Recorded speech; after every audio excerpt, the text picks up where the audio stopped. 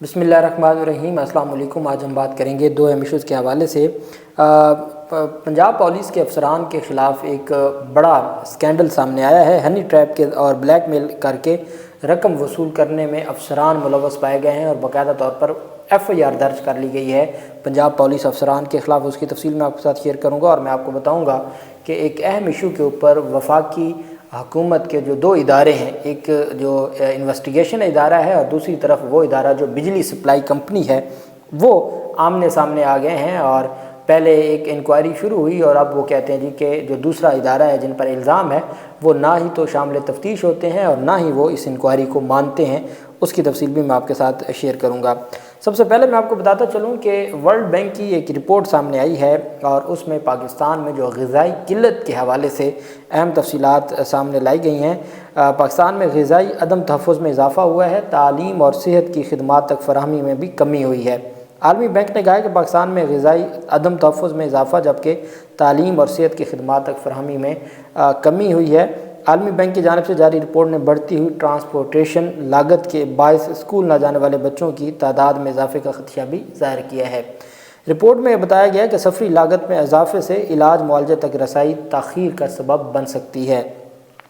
Report के मुताबिक नकलो हमल की लागत में इजाफे से स्कूल, सेहत मराकज़, मार्केट तक रसाई के अखराजात भी बढ़ गए हैं। इसके अलावा आलमी बैंक ने पाकिस्तान को अखराजात ज़िंदगी के मुसलसल बहरान से दो चार मुल्क भी करार दे दिया है। आलमी बैंक ने पाकिस्तान को अखराजात ज़िंदगी के मुसलसल बहरान से दो चार मुल्क भी करार दे दिया है। और रिपोर्ट में बताया गया कि सिंध, खैबर पख्तूनख्वा और बलूचिस्तान के 43 दही अजला में शदीद ग़िज़ाई अदम तहफ़्फ़ुज़ बढ़ने का खदशा है।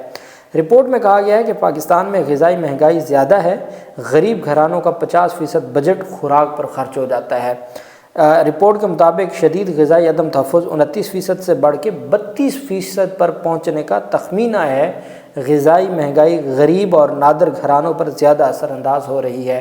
पाकिस्तान में ये रिपोर्ट सामने आई है कि जो ग़िज़ाई किल्लत है और ग़िज़ाई अदम तहफ़्फ़ुज़ है वो 29% से 32% हो चुकी है। पाकिस्तान में 32% ऐसे लोग हैं जो ग़िज़ाई अदम तहफ़्फ़ुज़ का शिकार हैं। अदम तहफ़्फ़ुज़ से क्या मुराद है कि उनको एक टाइम का जब वो खाते हैं तो उनको दूसरे टाइम की ये उम्मीद नहीं होती कि दूसरे टाइम में पता नहीं उनको खाना भी मिलेगा या नहीं मिलेगा। इस हद तक वो तकलीफ़ में है और इस हद तक वो ग़िज़ाई अदम तहफ़्फ़ुज़ का शिकार है कि उनको जो बेसिक उनकी ज़रूरत है खाने पीने की वो भी मुयस्सर नहीं है। और ये रिपोर्ट सामने आई है। 2 अप्रैल 2024 को आलमी बैंक के कंट्री डायरेक्टर नाजी ने कहा है कि मौजूदा हालात में पाकिस्तान को सख्त फैसलों की ज़रूरत है जिससे मुस्तहकम ग्रोथ मिलेगी। वर्ल्ड बैंक कंट्री डायरेक्टर ने पाकिस्तान में ख़ुसूसी सरमायाकारी सहूलत कौंसल SIFC के क़याम को खुश आइंद करार दिया। उनका कहना था कि ISFC सरमायाकारी की सहूलतकारी के लिए ज़रूरी है और उम्मीद है कि इससे सरमायाकारी में हायल रुकावटें दूर होंगी।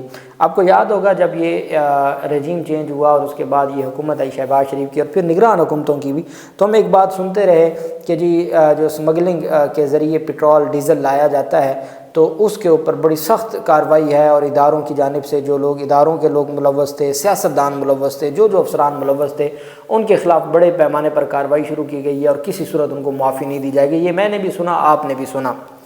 अब ये ख़बरें हैं कि मुल्क में जो कुल पेट्रोल की खपत है उसका 15% तकरीबन 15% स्मगलिंग के ज़रिए आ रहा है जो खरबों रुपए का है।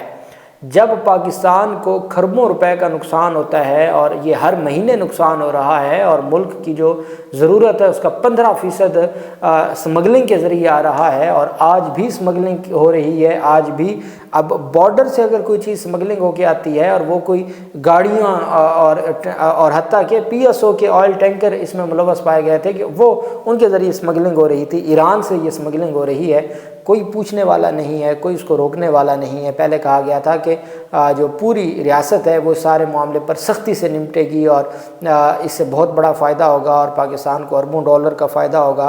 कुछ भी ना हुआ। बिजली चोरी और जो स्मगलिंग है पेट्रोल डीज़ल की, इसने पाकिस्तान अगर यही सिर्फ एक मसला हल कर दें तो पाकिस्तान के काफ़ी मसाइल हल हो सकते हैं।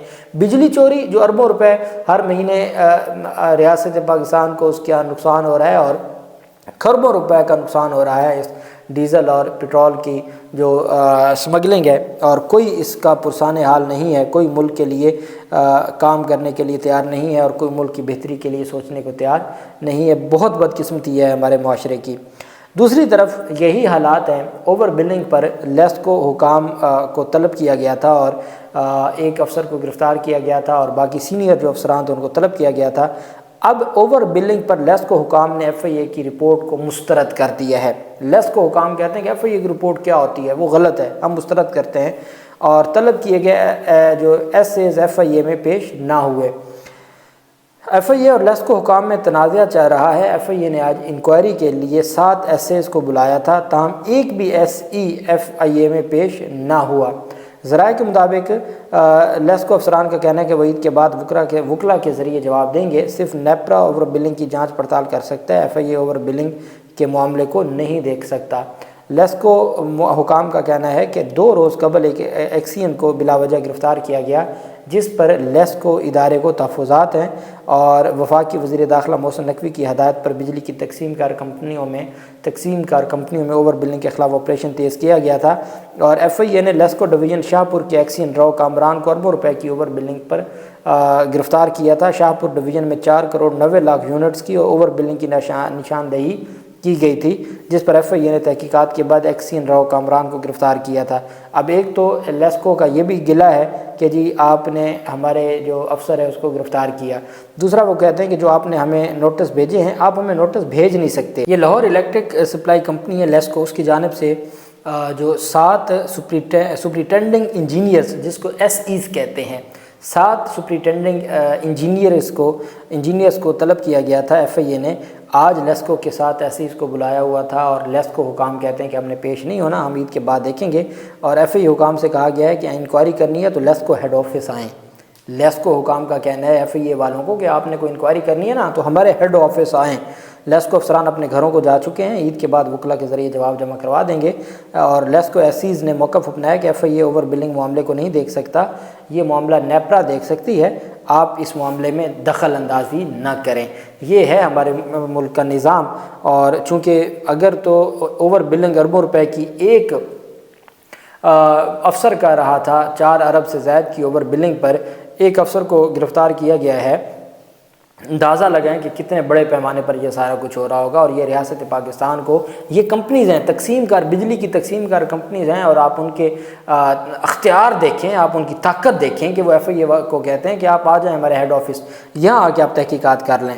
یہ ہمارا پورے کا پورا نظام ہے۔ دوسری طرف افسوسناک خبر سامنے آئی ہے، لیکن اچھی بات یہ ہے کہ پنجاب پولیس نے خود اپنے افسران کے خلاف کارروائی شروع کر دی ہے۔ پیر محل کا علاقہ ہے، پیر محل ضلع ٹوبہ ٹیک فنگ ہے، شہری سے 45,20,000 روپے بھتہ وصول کرنے والے پولیس افسران قانون کی گرفت میں آ گئے ہیں، اور ملزمان کے خلاف باقاعدہ طور پر مقدمہ بھی درج کر لیا گیا ہے۔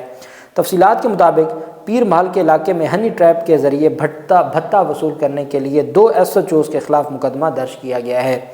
ایئر وائی نیوز کا نمائندہ ہے محمد خالد پیر محل سے، اس کی یہ رپورٹ ہے، اس کے مطابق ہنی ٹریپ اور بلیک میل کر کے بھتہ وصول کرنے والوں کے خلاف عثمان منیر کی مدعیت میں مقدمہ درج کیا گیا ہے۔ ہنی ٹریپ میں ایک لڑکی سمیت 14 افراد نامزد کیے گئے ہیں۔ پولیس افسران لڑکی سمیت 11 نامزد اور 3 نامعلوم افراد کے خلاف مقدمہ درج کیا گیا ہے۔ مقدمہ کے متن میں لکھا گیا ہے کہ مذکورہ ملزمان نے شہری سے 45,20,000 روپے سے بھتہ وصول کیا۔ ایف آئی آر کے مطابق ایک لڑکی کے ذریعے ہنی ٹریپ اور بلیک میل کر کے بھتہ وصول کیا گیا۔ سب انسپیکٹر اور سابق ایس ایچ او ابتسام الحق، ایس ایچ او تھانہ اروتی رضوان و دیگر نامزد ہیں۔ مدعی عثمان منیر کا کہنا تھا کہ بیوی کا زیور اور گاڑی بیچ کر مختلف اوقات میں 45,20,000 روپے بھتہ دے چکا ہوں، اور ساتھ ان کے مطابق پولیس افسران کچھ نام نہاد وہاں کی صحافیوں اور لڑکیوں پر مشتمل ایک گروہ ہنی ٹریپ کرتا تھا، بلیک میل کرتے تھے، اس میں لڑکیاں بھی اس گروہ میں تھیں اور کچھ نام نہاد صحافی بھی تھے۔ ان کا طریقہ واردات یہ تھا کہ شہری کو خود کال کر کے اسے چنگل میں پھنسا کر کسی سنسان مقام پر بلاتے تھے، اور پھر اس کے بعد ان سے بھتہ وصول کرتے تھے۔ ملزمان متاثرہ شخص کو ایف آئی آر درج کرنے کی دھمکی دے کر بلیک میل کیا کرتے اور بھاری رقم طلب کیا کرتے تھے۔ اب اس میں کیا ہوا کہ ایک لڑکی کے ذریعے اس کو فون کیا، فون کر کے ایک سنسان جگہ پہ بلایا، وہاں پہ جو پولیس افسران تھے اور باقی جو نام نہاد صحافی اور کیمرے یہ وہ سارے لوگ وہاں پر پہنچ گئے، انہوں نے وہاں ان کی تصاویر وغیرہ بنائی، اسے کہا کہ آپ کے خلاف ہم مقدمہ درج کریں گے، ہم آپ کے خلاف خبریں چلائیں گے، ہم آپ کو پوری دنیا میں بدنام کریں گے، نہیں تو آپ ہمیں پیسے دیں۔ اس نے اپنی گاڑی بیچ کے اور اپنے بیوی کے زیورات بدبخت نے بیچ کے اس نے 45 لاکھ روپے دیا، اور پھر بھی وہ باز نہیں آ رہے تھے، جس کے بعد پھر یہ مقدمہ درج ہوا۔ مقدمہ درج ہونے کے بعد دونوں جو پولیس افسران ہیں ان کو عہدوں سے ہٹا دیا گیا ہے، اور ان کے خلاف باقاعدہ طور پر مقدمات درج کر کے ان کی گرفتاری کا جو سلسلہ ہے وہ شروع ہو گیا ہے۔ یہ مختلف جگہوں سے ایسے، اب یہ جو کچے کے ڈاکوؤں کے حوالے سے ایسی خبریں سامنے آئی کہ وہاں کچے کے ڈاکو بھی لڑکیوں کو یوز کر کے مختلف پاکستان کے شہروں سے لوگوں کو بلا کے پھر ان کو اغوا کرتے تھے، اور یہ بدقسمتی ہے۔ اور بہت آج میں ایک دیکھ رہا تھا کہ خیبر پختونخوا سے خبر میرے سامنے سے گزری، میری آنکھوں کے سامنے سے، کہ جی وہ ان کو ڈاکوؤں نے کڈنیپ کیا، 5 کروڑ روپے انہوں نے مانگا، اور وہ 5-6 لوگ تھے، 2 کروڑ کے قریب دے کے وہ واپس آئے ہیں۔ یہ آج ہی کی خبر تھی۔ تو یہ حالات ہیں۔ اللہ پاک ہمارے ملک کی حفاظت کرے، اللہ پاک پاکستان کا حامی و ناصر ہو۔ بہت شکریہ۔ اللہ حافظ۔ پاکستان زندہ باد۔